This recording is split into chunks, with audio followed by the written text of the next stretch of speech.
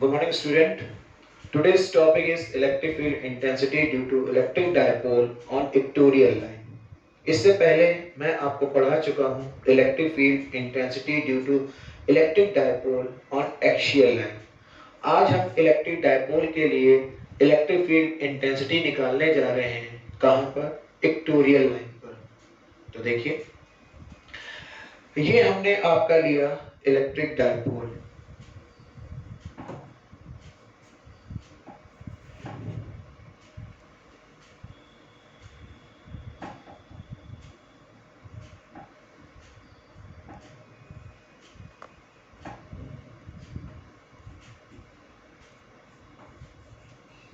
Electric dipole आप जानते हो, when two equal and opposite charges placed at a short distance is called your electric dipole. इस electric dipole के लिए हम क्या निकालेंगे? Electric field intensity on equatorial line. तो ये इसकी हमने बना दी इक्वेटोरियल लाइन, और ये इक्वेटोरियल लाइन के ऊपर यहाँ पर एक पॉइंट P ले लिया जो इसके सेंटर से स्मॉल r डिस्टेंस पर है। इस पॉइंट P पर हमको क्या निकालनी है? इलेक्ट्रिक फील्ड इंटेंसिटी निकालनी है। किसके कारण? इलेक्ट्रिक डायपोल के कारण। और ये इन दोनों के बीच का चार्जेस का डिस्टेंस हम कितना लेते हैं? 2l लेते हैं। तो ये सेंटर से इसका डिस्टेंस हो जाता है कितना? स्मॉल l, और इधर भी डिस्टेंस हो जाता है कितना? Small l। ये पॉइंट हमने A ले लिया, ये पॉइंट हमने B ले लिया, इसको उठाया, यहां से ये जोड़ दिया, और इसको यहां से ये हमने कनेक्ट कर दिया। ये क्यों जोड़ते हैं? क्योंकि हमको डिस्टेंस कहां से लेना होता है? चार्जेस से डिस्टेंस लेना होता है, इसलिए हमने ये चार्जेस से इसको उठा के जोड़ के ये डिस्टेंस मेजर कर लेते हैं।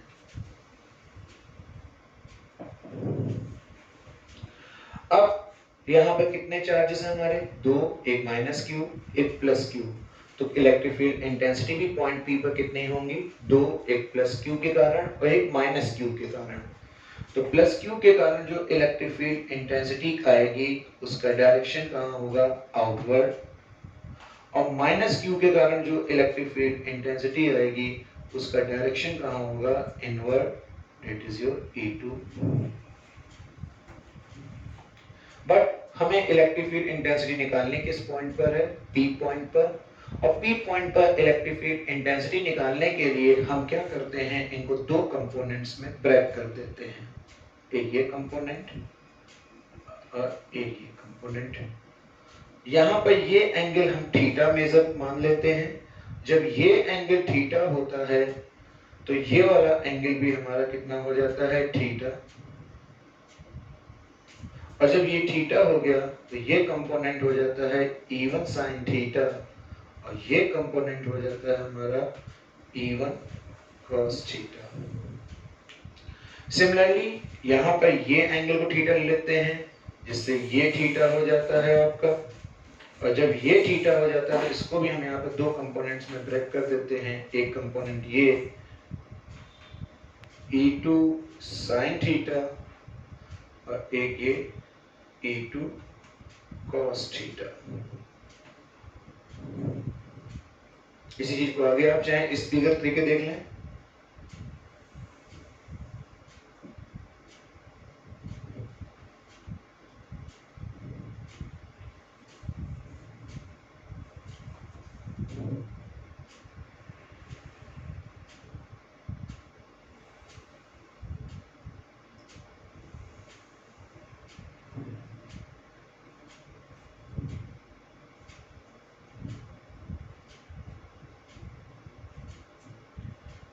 ये E1, ये हमारा E2, ये एंगल थीटा, वैसे ये वाला एंगल भी कितना है हमारा? थीटा। ये हो गया E1 sin थीटा, ये हो गया हमारा E2 sin theta,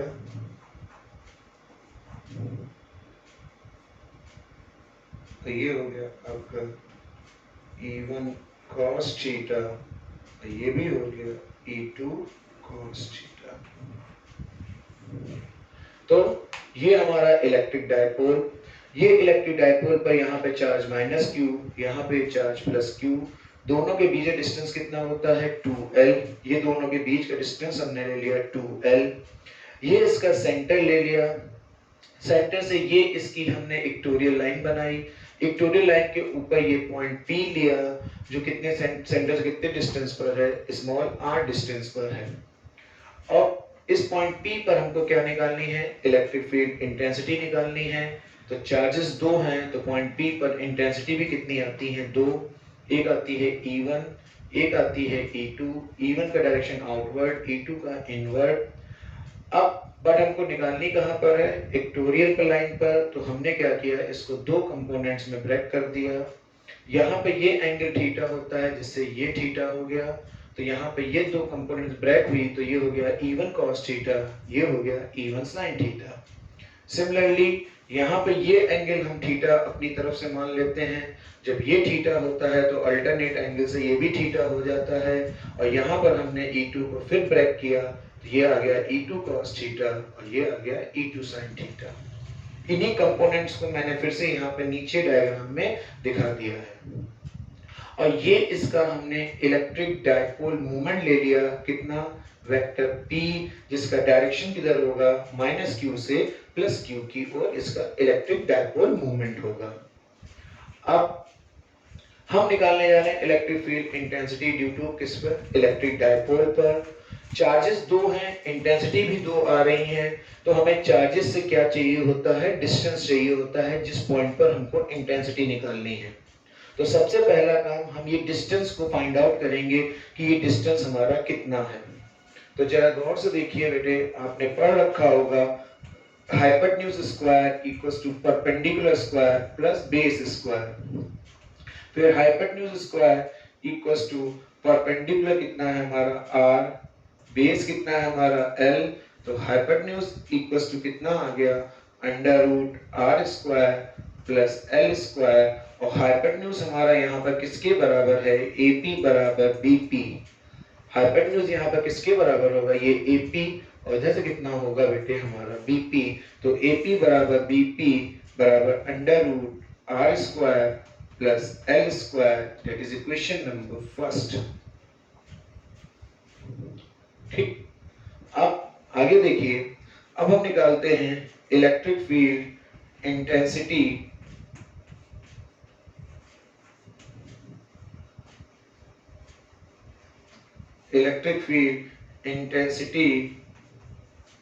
due to charge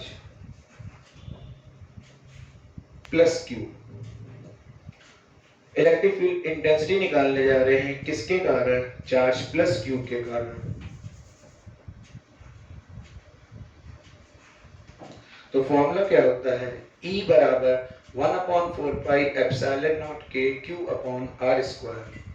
ये जो इलेक्ट्रिक डायपोल है इसको हमने माना कि ये ऐसे मीडियम में रखा है जिसका डाई इलेक्ट्रिक कांस्टेंट K है। ये जो इलेक्ट्रिक डायपोल है इसको हमने ऐसे मीडियम में रखा है जिसका डाई इलेक्ट्रिक कांस्टेंट कितना है, कैपिटल K है।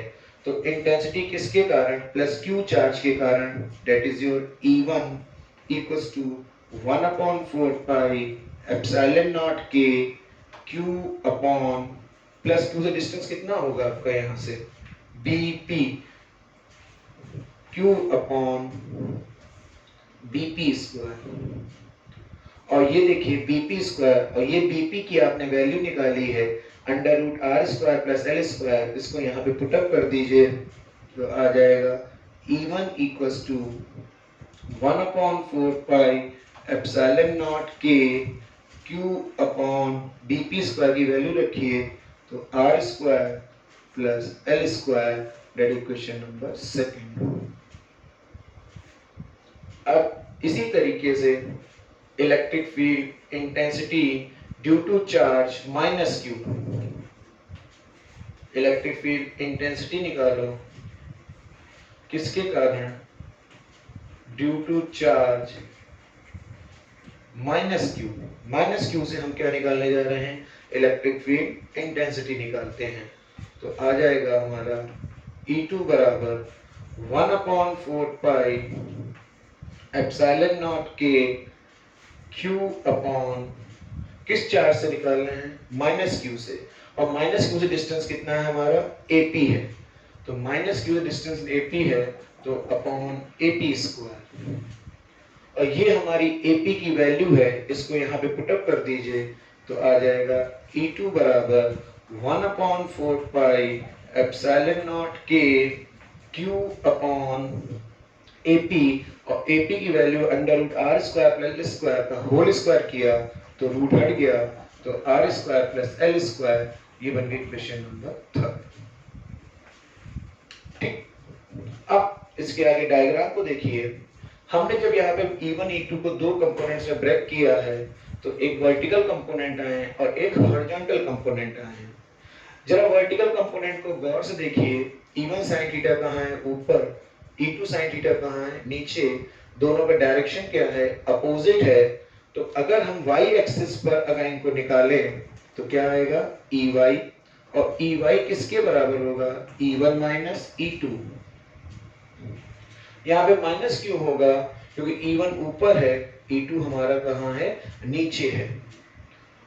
E1 sin थीटा आएगा, सॉरी यहाँ पर आएगा बेटे आपका E1 sin theta minus E2 sin theta. E1 sin theta का डायरेक्शन अपवर्ड है, E2 का sin थीटा डायरेक्शन डाउनवर्ड है। दोनों का डायरेक्शन क्या है? अपोजिट है, इसलिए यहाँ पे ये काहे का साइन लग गया? माइनस का लग गया।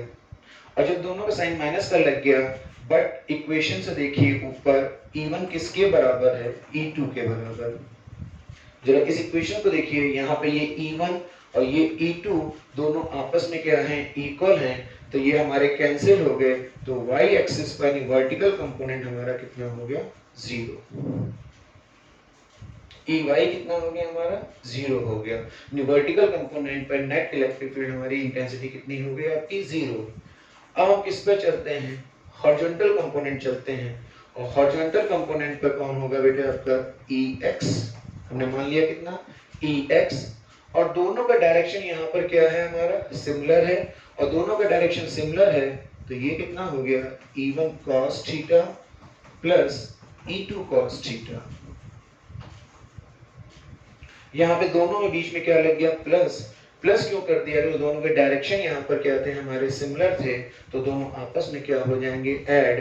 तो ऐड हो गया, तो क्या हो गया? EX बराबर E1 cos theta plus E2 cos theta. अब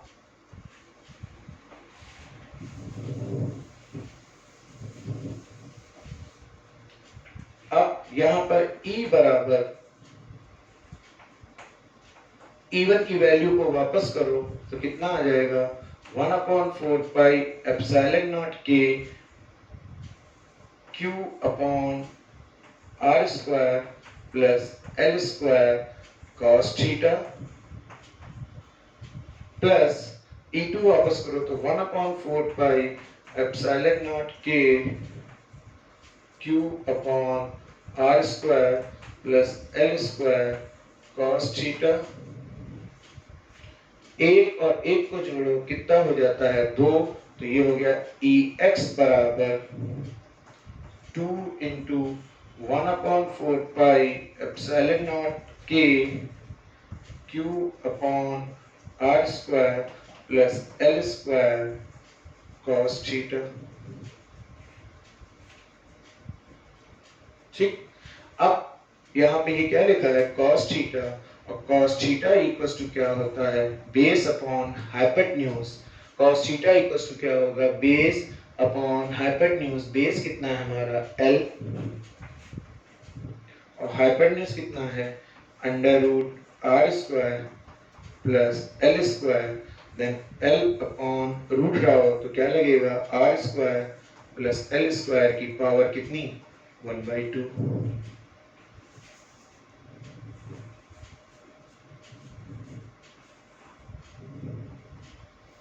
ये किसकी वैल्यू आ गई?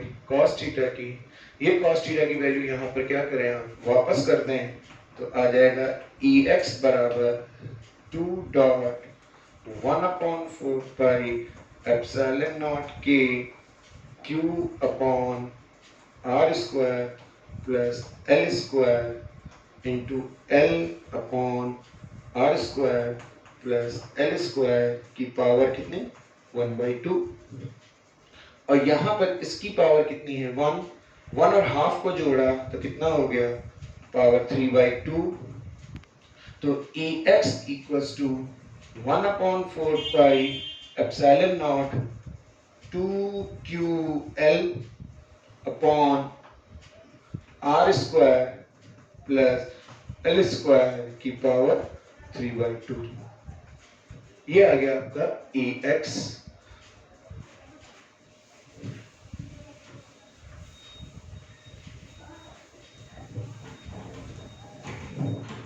तो ये आ गया Ex और Ex बराबर 1/4 पाई एप्सिलॉन नॉट के ये लिखा है 2QL और 2QL किसके बराबर होता है P के upon R square plus L square की पावर 3/2 ये P बराबर कितना है हमारा 2QL P होता है इलेक्ट्रिक डायपोल मूवमेंट P क्या होता है हमारा इलेक्ट्रिक डायपोल मूवमेंट तो 1/4 पाई एप्सिलॉन नॉट के P upon R square plus L square की पावर 3/2 हो गया।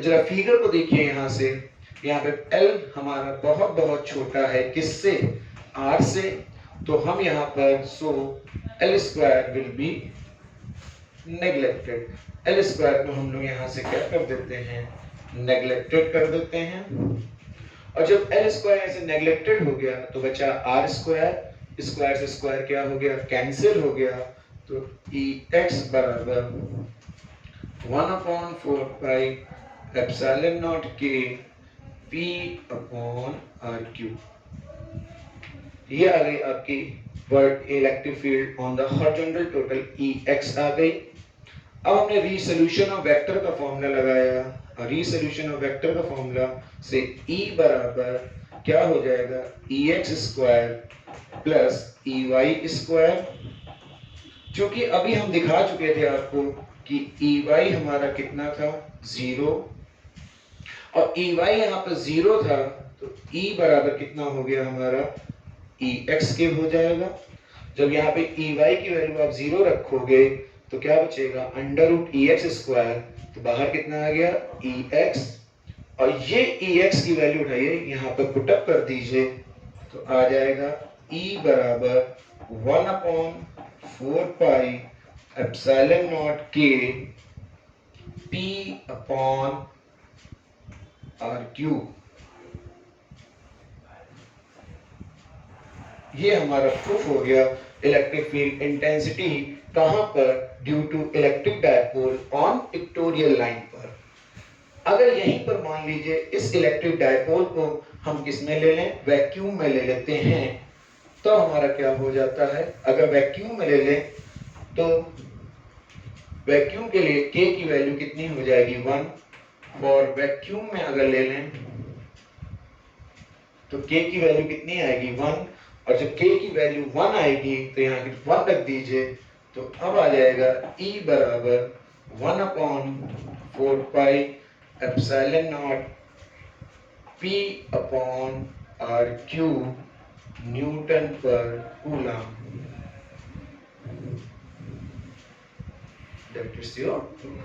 ये आपका प्रूफ हो गया electric field intensity due to electric dipole on equatorial line.